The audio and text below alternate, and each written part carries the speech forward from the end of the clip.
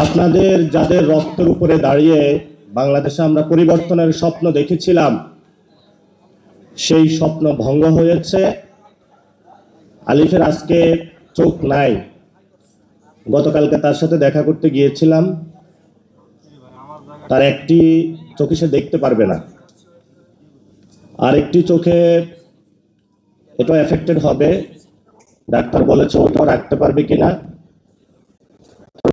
খুবই অসুস্থ, ফ্যামিলি, তার একটা ভাই আছে। ও বারবার একটা কথা বলে যে আমাদের বাক স্বাধীনতা হরণ করা যাবে না।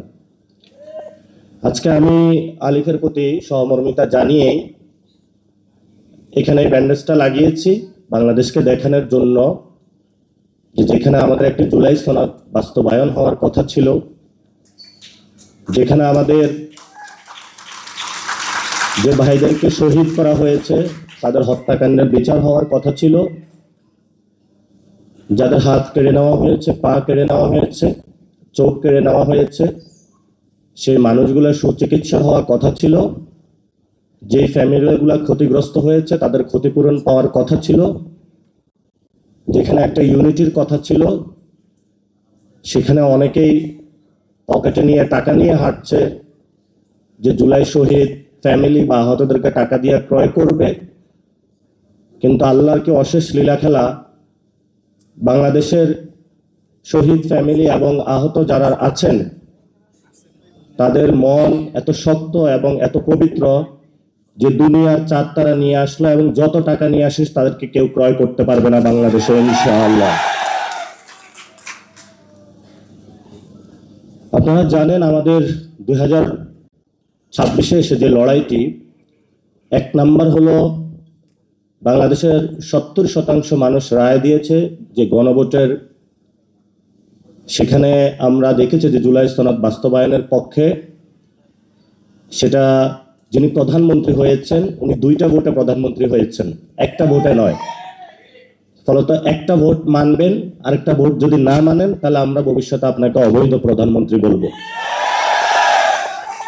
তো এই জন্য বাংলাদেশে যে কোনো মূল্যে, যেহেতু জনগণ রায় দিয়েছে, এই জনগণ 2026-এ যে রায় দিয়েছে, 1971 সালের আগেও এরকম একটা রায় দিয়েছিল যে আমরা বৈষম্যের বিরুদ্ধে দাঁড়াচ্ছি, আমাদের ভাত রুটি রুজি কেড়ে নেওয়ার অনেকে চেষ্টা করছে। সে রায়কে, জনগণের যে রায়টা আছে সেটাকে শ্রদ্ধা জানানো হয় নাই, ফলত বাংলাদেশ স্বাধীনতা লাভ করেছে। এরপরও জনগণ অনেক রায় দিয়েছে, সেটা বাস্তবায়ন করা হয় নাই। 90-এ 3 দল মিলে একটা রূপরেখা চূড়ান্ত করেছিল, সেই চূড়ান্ত রেখাটা বাস্তবায়ন করা হয় নাই। ফলত শেখ হাসিনা 17 বছর বাংলাদেশে ফেসিবাদী ব্যবস্থা চালিয়ে দিতে পেরেছিল। এবং সেখানের 90-এর যে আন্দোলনটা হয়েছিল, যদি 3 দলীয় রূপরেখাটা বাস্তবায়ন করা হতো তাহলে শেখ হাসিনা 17 বছর থাকতে পারতো না এবং আমাদের 1400 ভাইও শহীদ হইতো না, অসংখ্য মানুষের হাত পা চলে যেত না। এবং অবশ্যই বাংলাদেশে যেহেতু জনগণ 70% জুলাই সনদের পক্ষে রায় জানিয়েছে, আমরা তারেক রহমানকে বলবো জনগণের রায়ের প্রতি শ্রদ্ধা পোষণ করুন এবং জনগণের ভিত্তির উপরে দাঁড়িয়ে রাজনীতি করুন। যে জায়গায় আপনি বসেছেন এটা আপনার চেয়ার না, এটা বাংলাদেশের শহীদ এবং শহীদ ফ্যামিলি এবং আহতদের চেয়ার। সেই চেয়ার দ্বারা যদি তাদের গণভোটের রায় বাস্তবায়ন না হয় তাহলে যারা শহীদ ফ্যামিলি এবং আহতরা সেই চেয়ার আপনার থেকে কেড়ে নেবে ভবিষ্যতে বাংলাদেশে।